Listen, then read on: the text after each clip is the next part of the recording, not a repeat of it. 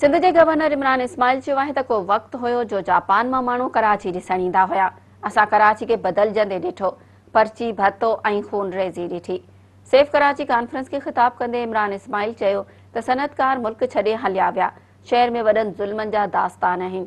असां कराची के वापसि रोशनियुनि जो शहर बणाइण जो फ़ैसिलो कयो आहे। हुन चयो त शहर के फ़ौजी रेंजर्स दहशतगर्दी खां पाक कयो। अमुन त आयो पर कराची जा मसला हल न थिया।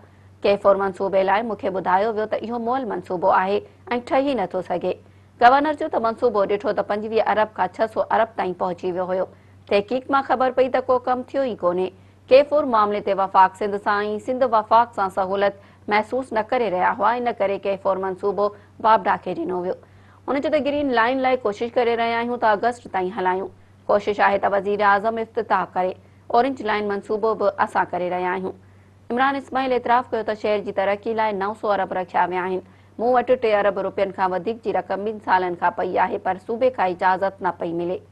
हुन चयो त कराची सां हुकूमत जे घर जो चुल्हो ॿरे थो, उन ते रहम करणु घुर्जे।